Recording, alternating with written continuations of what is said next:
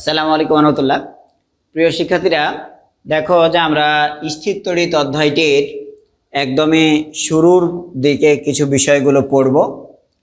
আমি টপিকগুলো যেগুলো পড়ব আজকের এই লেকচারে সেগুলো একটু লিখি। প্রথম ধরে নাও টপিকটা, যেটা ছোট ছোট জিনিসগুলো আমরা আগে শিখবো, একদমই বলতে পারো এটা একটা মেডেন লেকচার। আমরা পড়ব চার্জ কি, অর্থাৎ চার্জের ব্যাপারে একটা ধারণা। চার্জ কি, চার্জের পরে ধরে নাও চার্জ দুই প্রকার, আমরা জানি ধনাত্মক ঋণাত্মক। তাহলে সেই চার্জের প্রকৃতির ব্যাপারে পড়ব, চার্জের প্রকৃতি। অ্যান্ড দেন এই যে চার্জ, এখানে দেখো এই চার্জগুলো নিয়ে স্টাডি করা হবে। স্থির অবস্থায় কোনো একটা সীমাবদ্ধ ক্ষেত্রে যদি থাকে তাহলে তারাকে বলবো স্থির তড়িৎ, আর সেটা যদি একটা পরিবাহী তারের মধ্যে চলমান হয় তাহলে চলতড়িৎ। অর্থাৎ আমরা চাইলে পারে এই যে আধান বা চার্জ, সেগুলোর ভিত্তিতে এবার লিখতে পারি, সেটা চলাচলের ভিত্তিতে লিখতে পারি স্থির তড়িৎ ও চলতড়িৎ। ওকে, এইভাবে কয়েকটা টপিক আমরা লিখলাম। আর এর বাইরে হ্যাঁ, চার্জের প্রকৃতির এখানে তুমি চার্জের বিশেষ যে ধর্মগুলো সেগুলোও লিখতে পারো। আরেকটা হিউজ টপিক পড়াবো, সেটা হলো কুলম্বের সূত্র। কুলম্বের সূত্র মূলত আমরা এই জায়গাতে ফোকাস দিব। ও চার্জের প্রকৃতি যেমন পড়বো তেমনি তাহলে স্পেশালি চার্জের আরো কয়েকটা ধরন পড়ে নিব, বা চার্জের কয়েকটা সূত্র পড়ে নেব। তো কুলম্বের সূত্র পড়ানোর আগে তাহলে যেটা পড়াবো আমরা একটু খেয়াল করো, এটার আগে যেটা পড়াবো সেটা হচ্ছে বিন্দু চার্জ ও পরক চার্জ, এ দুটো পড়াবো। আর কুলম্বের সূত্র,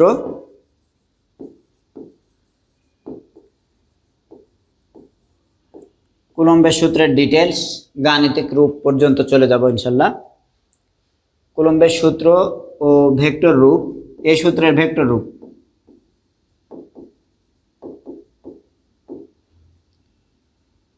অ্যান্ড লাস্ট অফ অল আমরা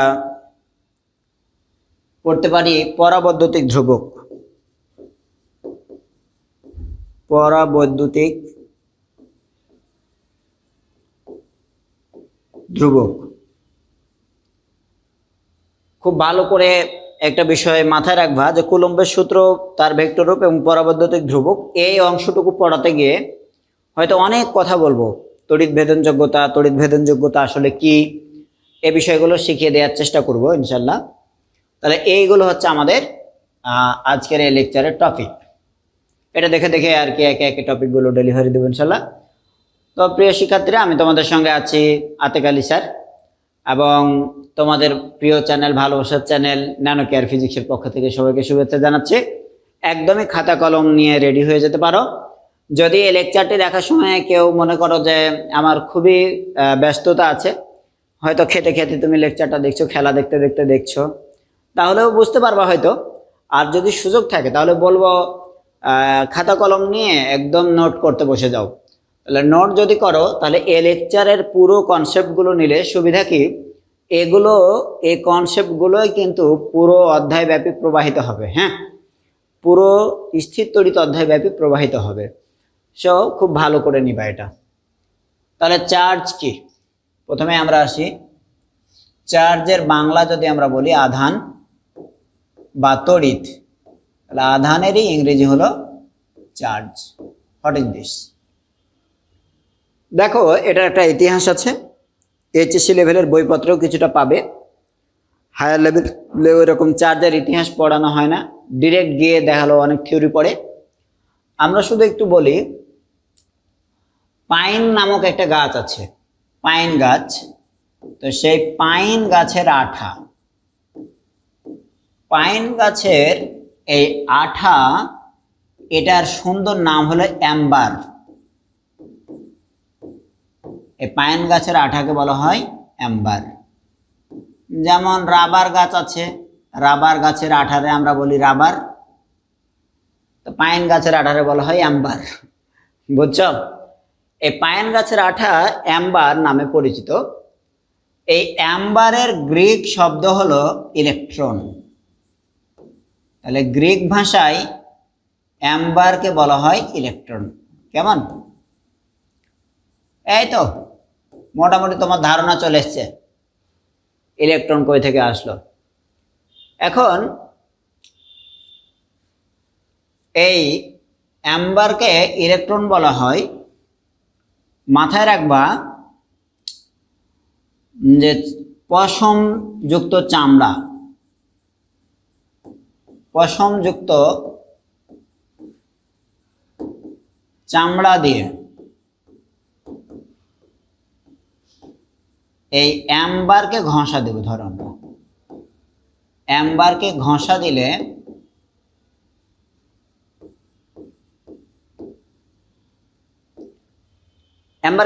দিলে ওই অ্যাম্বারের মধ্যে একটা বিশেষ গুণ সৃষ্টি হয়, যার ফলে সেটা ছোট ছোট কাগজের টুকরা, তুষের বা এরকম হচ্ছে ওই যে ধান ভাঙালে যে গুঁড়াটা পাওয়া যায়, এরকম গুঁড়াগুলোকে আকর্ষণ করতে পারে। মানে ওগুলোর কাছাকাছি নিয়ে গেলে ওটা দেখা হলো যেভাবে ঝুরঝুর করে ওর উপরে লেগে যাচ্ছে। তাহলে তার ভিতরে অবশ্যই একটা চেঞ্জ এসছে। এই যে চেঞ্জ এসছে এটাকেই আমরা বলি চার্জিতকরণ।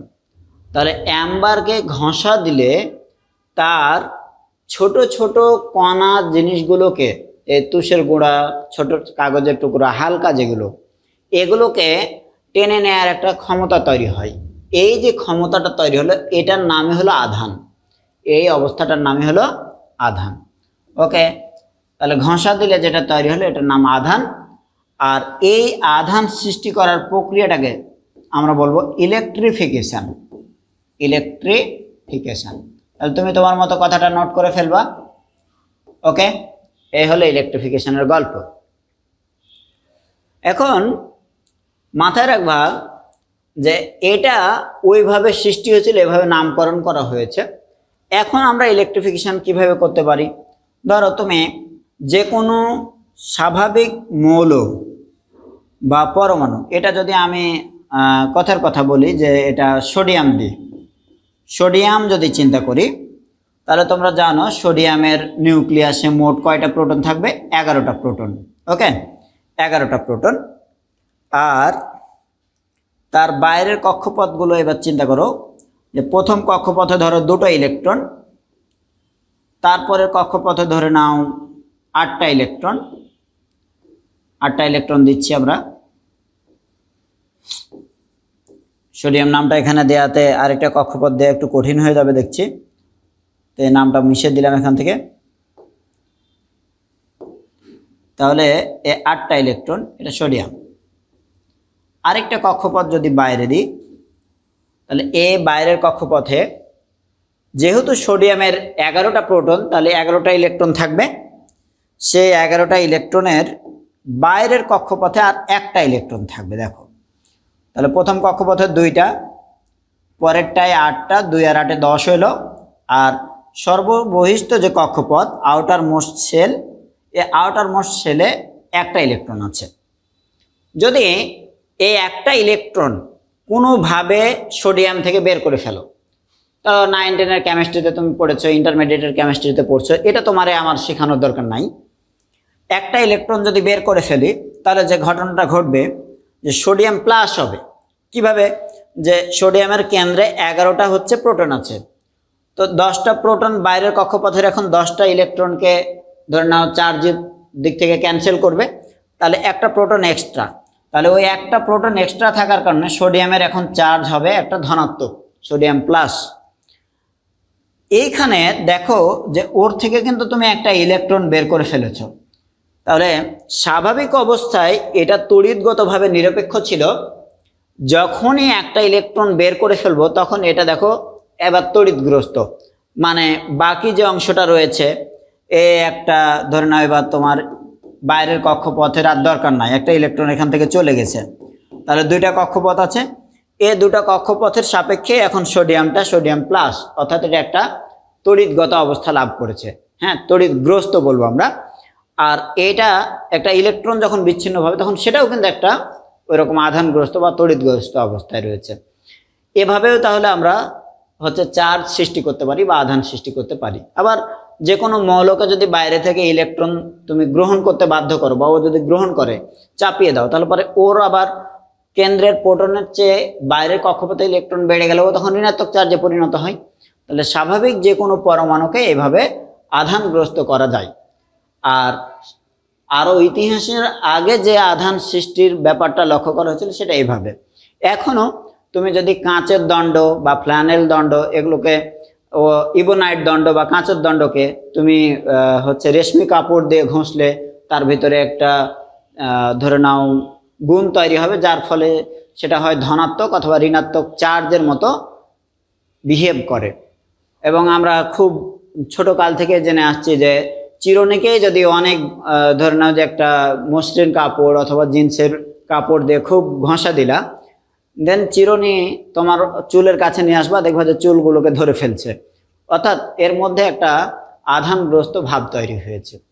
ওকে, তাহলে চার্জ কি এটা মোটামুটি আমরা জানলাম। চার্জের প্রকৃতির ব্যাপারে যদি আমরা একটু জানতে চাই, তাহলে চার্জের প্রকৃতি কিরকম, চার্জের প্রকৃতির ব্যাপারে আসি, তাহলে আমরা কথা বলি চার্জের প্রকৃতি।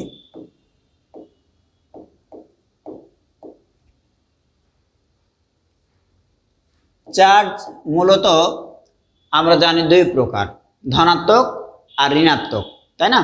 ধনাত্মক আর ঋণাত্মক। তো এই ধনাত্মক আর ঋণাত্মক কিন্তু শুরুতে নাম ছিল না, এটা একটু সময়ের ব্যবধানে এসছে। তো প্রথমে যদি বলি, একজন ডুফে নামে বিজ্ঞানী আছেন। তো এই ডুফে উনি কিন্তু এই পশম, তারপরে ইবোনাইট, তারপরে কাঁচ এবং ফ্ল্যানেল, এগুলো নিয়ে মোটামুটি একটার সঙ্গে আরেকটা ঘষা দিয়ে দেখেছে যে দুই রকম নেচারের চার্জ সৃষ্টি হয়। তো একটা চার্জকে উনি নাম দিলেন ভিট্রিয়াস, আর আরেকটার নাম দিলাম রেসিনাস। আমরা একটু সে দুটো লিখে নিই। দুই রকম নেচারের এই চার্জকে উনি দুই রকম নাম দিলেন। একটার নাম দিলেন ভিট্রিয়াস আর আরেকটার নাম দিলেন রেসিনাস। এই দুটোকে যথাক্রমে আমরা এখন ধনাত্মক চার্জ আর ঋণাত্মক চার্জ নামে জানি। এটা ধনাত্মক আর এটা ঋণাত্মক। এবার কথা হচ্ছে যে ডুফের দেয়া এই নামটা চেঞ্জ করে ধনাত্মক এবং ঋণাত্মক নাম দিয়ে ডাকা শুরু করলেন যিনি, তিনি আসলে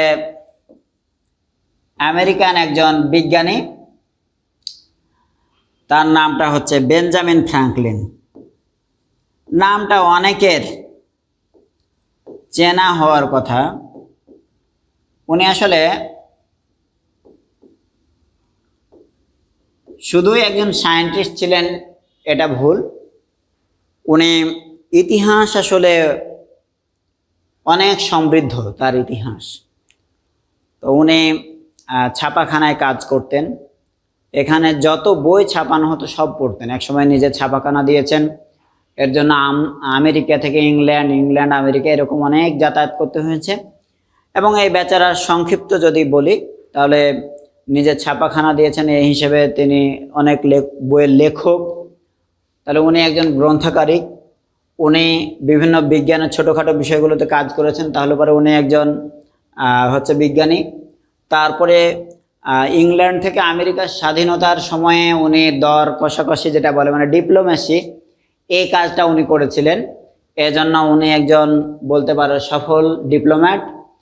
এবং তার পরবর্তীতে উনি রাষ্ট্রের মুখপাত্র হিসেবেও কাজ করেছেন। এই হলো বেঞ্জামিন ফ্র্যাঙ্কলিনের এত অবদান। উনি চার্জগুলোকে ধনাত্মক আর ঋণাত্মক দুই ভাগে ভাগ করেছেন। তার দেয়া নাম অনুযায়ী আমরা এখন চার্জগুলোর নামকরণ করে থাকি। ওকে, তো এই ধনাত্মক এবং ঋণাত্মক চার্জ এটার, তাহলে ধনাত্মক চার্জকে বোঝানোর জন্য আমরা আগে দিই প্লাস, আর ঋণাত্মক চার্জকে বোঝানোর জন্য আগে দিই মাইনাস। তা একটা ইলেকট্রনের চার্জটাই ধরে নাও যে আমরা একদম সর্বনিম্ন চার্জ হিসেবে বিবেচনা করি, বা একটা প্রোটনের। তো ইলেকট্রনের চার্জের মানটা হচ্ছে অ্যাকচুয়ালি -1.6 × 10⁻⁻19 কুলম্ব। যদি মানের কথা বলি তাহলে মাইনাস দেওয়ার তো কোনো দরকার নাই, মানটা এতটুকু, বাট তার নেচারটা কি, তার নেচারটা হচ্ছে নেগেটিভ। হোয়ারএজ প্রোটনের চার্জের কথা যদি বলি তাহলে প্রোটনের চার্জ সেম 1.6 × 10⁻⁻19 কুলম্ব। দেখো আমি কিন্তু এখানে প্লাস দিইনি, মানে মান দুটোই সমান। ইলেকট্রনের চার্জটা নেগেটিভ হলে ঠিক তার অপোজিট নেচারের চার্জ হচ্ছে প্রোটনের চার্জ। এ হচ্ছে কথা।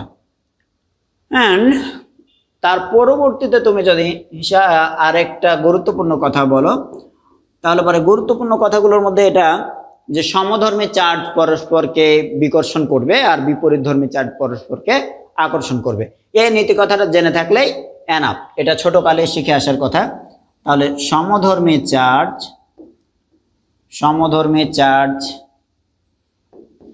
পরস্পরকে বিকর্ষণ করে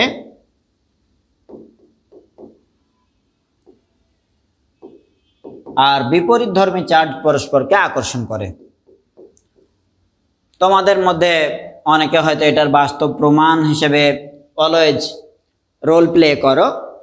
যেমন তোমার কোনো একজন ছেলে বন্ধু তোমাকে দেখতে পারে না, তোমার ব্যাপারে অত বেশি খাতির যত্ন করার ওর টাইম নাই, কিন্তু ওর যত মেয়ে বন্ধু আছে তারাকে আবার খুব খাতির যত্ন করে, মানে তার ওইখান থেকে তার ছাড়ানোই যায় না।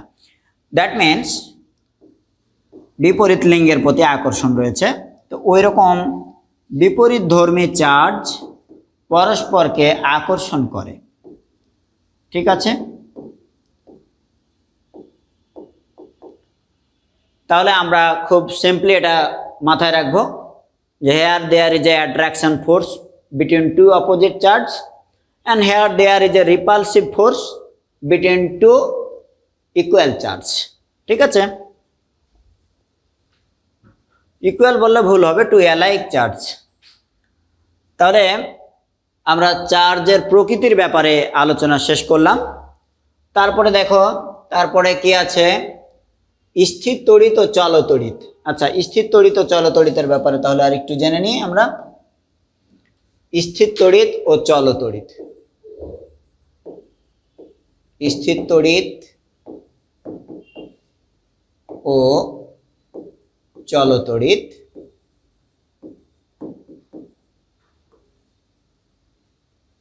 খুবই ইম্পর্টেন্ট একটা ব্যাপার।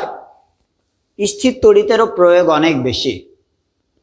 তোমাদের এই স্থির তড়িতের ব্যাপারে ধারণা দেই যে তুমি হয়তো কখনো খেয়াল করবে যে কারো যদি ল্যাপটপ থাকে, ল্যাপটপটা চার্জে দেয়া রয়েছে, সে গোসল করতে গেল বা অন্য কোনো কাজে গেল, এসে ল্যাপটপে হাত দিতেই দেখলো সুন্দর একটা শক করেছে, এরকম ভয় পেয়েছে।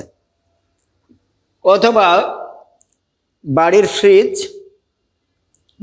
ফ্রিজে ধরে নাও ফ্রিজ চলমান, ওর বডিতে হাত দিয়েছে, সঙ্গে সঙ্গে তারে ধাক্কা মেরেছে। তাহলে এইখানে এক ধরনের চার্জ জমা হয়েছিল, ওইটা কিন্তু চল তড়িৎ না, ওইটা স্থির তড়িৎ। তো যে কোনো ইলেকট্রিক বা ইলেকট্রনিক্স ডিভাইসে বিদ্যুৎ যখন সংযোগ থাকে বা চার্জিংয়ের সময়ে বিদ্যুৎ প্রবাহিত হচ্ছে, তখন তার পাশে আবেশ প্রক্রিয়ায় কিছু চার্জ সৃষ্টি হয়। তো যে চার্জটা চলমান তার বিপরীত চার্জ আবেশ প্রক্রিয়ায় সৃষ্টি হয়। এখন একটা ল্যাপটপ বলো বা একটা ফ্রিজ বলো, তার যে বডি, এই বডিতে ওই রকম কিছু হয়তো ধনাত্মক চার্জ জমা হয়ে আছে, বুঝছো? এই চার্জটা কোথাও যাওয়ার সুযোগ পাচ্ছে না, এটা হচ্ছে আবেশ প্রক্রিয়ায় সৃষ্টি হয়েছে। তাহলে এই চার্জটা এখানে স্থির দাঁড়িয়ে থাকে, এজন্য এগুলোর নাম হলো স্থির তড়িৎ বা স্থির বিদ্যুৎ। ওকে, তো যে কোনোভাবে এই চার্জ যদি সৃষ্টি হয়ে যায় তাহলে সেটা স্থির দাঁড়িয়ে থাকে, এর নামই স্থির বিদ্যুৎ। এখন তুমি কিন্তু আমি যে গল্পটা বলছিলাম তোমার মাথায় হতে পারে যে তাহলে তো মুশকিল।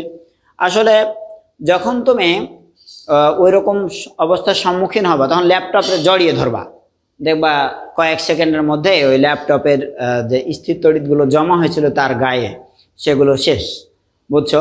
বা ফ্রিজকে জড়ায় ধরবা, তাহলে ওই চার্জ আর তোমার কিছু করতে পারবে না। আর তুমি যদি ভয় পেয়ে নিজেই পড়ে যাও তাহলে তো খুব বিপদ।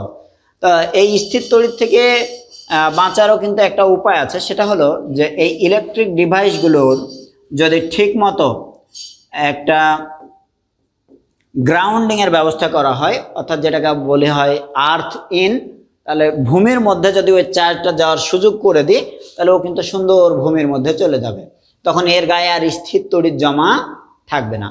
তাহলে মাথায় রাখবা যে এই ডিভাইসগুলো এমনভাবে বানানো হয় যে কোনোভাবেই কারেন্টের লাইন যেন এর বডির সঙ্গে না ঠেকে, না সংস্পর্শে আসে। তাহলে এ চার্জ যে জমা হয়েছিল এই চার্জটা ছিল স্থির তড়িৎ, আবেশ প্রক্রিয়া স্থির তড়িৎ। হ্যাঁ, এটা মাথায় রাখবা। স্থির তড়িতের আরও অনেক ব্যবহার রয়েছে, তার মধ্যে ধরো এই যে গাড়ি রং করা, এই গাড়ি রং করার কাজ, ফটোকপি মেশিনে ফটোকপির কাজ, এই সময়গুলোতে স্থির তড়িতের কিছু ভূমিকা আছে, তোমরা পড়ে থাকার কথা, না পড়লেও মাথায় রাখবা। গাড়ি রং করার ক্ষেত্রে কীরকম ভূমিকা রয়েছে সেটা তোমাকে বলি।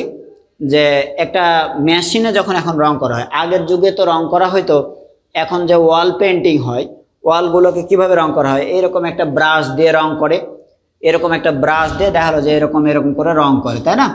একটা তো গাড়ি রং করার সময় এরকম দেখবা যে সুন্দর স্প্রে করে রং করছে। তো স্প্রে করে রং করা হয়, তো ওই রঙের কণাগুলোকে ওই মেশিনে সাময়িকভাবে চার্জিত করে দেওয়া হয়। তো রঙের কণাগুলো যদি চার্জিত হয়, সাপোজ যে ওই কণাগুলো সব ধনাত্মক চার্জে চার্জিত হয়ে গেছে, তাহলে ধনাত্মক চার্জে চার্জিত হলে সুবিধা যেটা, যে ধনাত্মক চার্জ পরস্পরকে কি করে, বিকর্ষণ করে। দুটোই যদি ধনাত্মক হয় তাহলে বিকর্ষণ করবে। এখন সব চার্জের কণায় ধনাত্মক হয়ে গেলে একটা চার্জের কণা পড়লো, তারপরে আরেকটা চার্জের কণা ওর উপরে পড়তে গেলে ও বিকর্ষণ করে ওর গায়ের উপর পড়তে দেয় না, পাশে পড়তে দেয়, তখন রংটা খুব স্মুথলি সুন্দর করে ছড়িয়ে পড়ে। এতে করে গাড়িটা দেখতে তুমি দেখো কি সুন্দর। আর হাত দিয়ে যদি রং করতাম তাহলে কোনো জায়গাতে ব্রাশের রং একটু বেশি পড়লো, কোনো জায়গায় একটু কম পড়লো, দেখতে কিন্তু অত একদম দৃষ্টিনন্দন হবে না। হ্যাঁ, তাহলে আমরা স্থির তড়িতের ব্যাপারে জানলাম। এই স্থির তড়িৎ এই চার্জগুলোকে যখন পরিবাহীর মধ্য দিয়ে প্রবাহিত হতে দেব তখন তার নাম হয়ে গেল চলতড়িৎ। সে যখন কোনো একটা সার্কিটে ধরো মুভমেন্টে রয়েছে তখন তার নাম হলো চলতড়িৎ। ওকে, তাহলে স্থির তড়িৎ আর চলতড়িতের ব্যাপারে তোমার একটু ধারণা দেবো এরকম ইচ্ছা ছিল।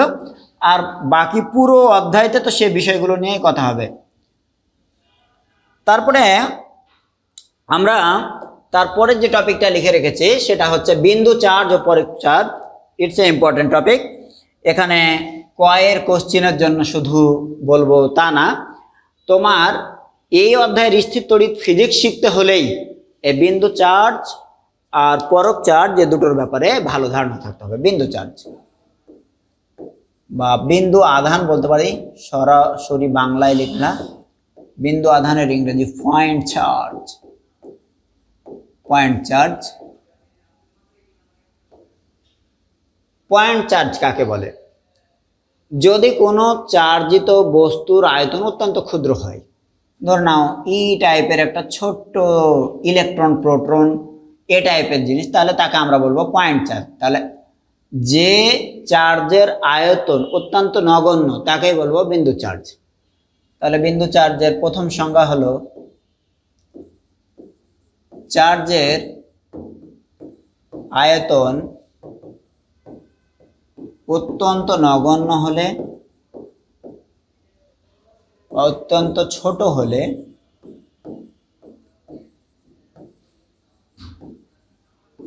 তাকে বিন্দু চার্জ বলে।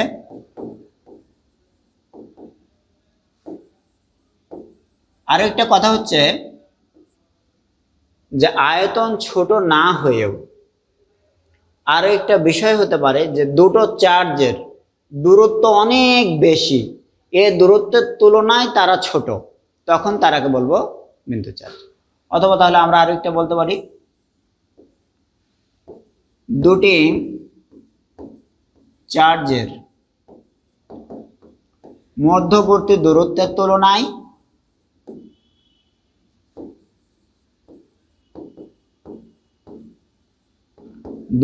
তুলনায় আয়তন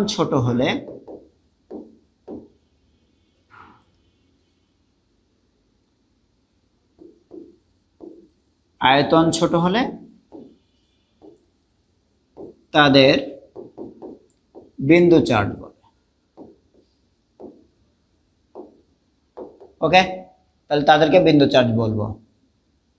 ঠিক আছে, এই হচ্ছে কনসেপ্ট। তাহলে এরকম ছোট না হয়ে ধরে নাও অনেক দূরে দূরে আছে, অনেক দূরে দূরে, কিন্তু ওই দূরত্বের তুলনায় তাদের আয়তনটা খুব ছোট, তখন তারা হচ্ছে বিন্দু চার্জ। ওকে, বিষয়টা খুব জটিল না, সহজ একটা কথা। আমরা এরপরে যেটা পড়ব সেটা হচ্ছে পরক চার্জ। তাহলে পরক চার্জের ব্যাপারে একটু পড়ি। দেখো, পরক চার্জ কাকে বলে?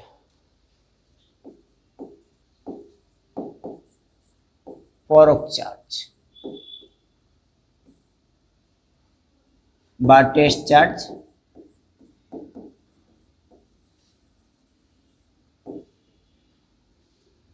পরক চার্জে যদি তোমাকে কনসেপ্ট দিতে যায় তাহলে প্রথমত বলতে হবে যে এটা একটা মানে মজলুম একটা চার্জ, মানে ও শুধু জুলুমের শিকার হয়, কারো উপর কোনোদিন জুলুম করে না। ঠিক আছে, মানে মজলুম।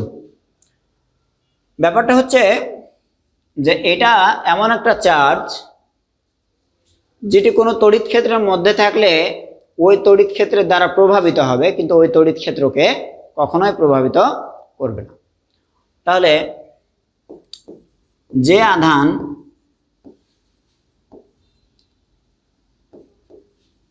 কোনো তড়িৎ ক্ষেত্র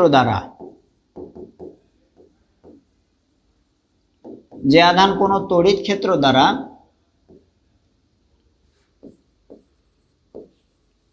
প্রভাবিত হয়, কিন্তু ওই তড়িৎ ক্ষেত্রকে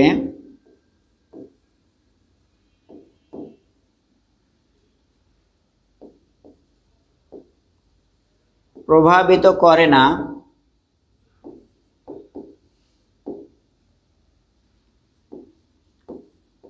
তাই পরক আধান। সেটাই পরক আধান লিখতে পারো। হ্যাঁ, তাহলে লিখো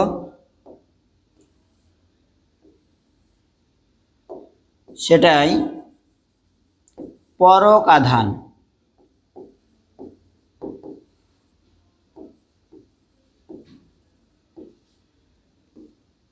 ওকে, সেটাই হচ্ছে পরক আধান। ব্যাপারটা কেমন সেটা বলি।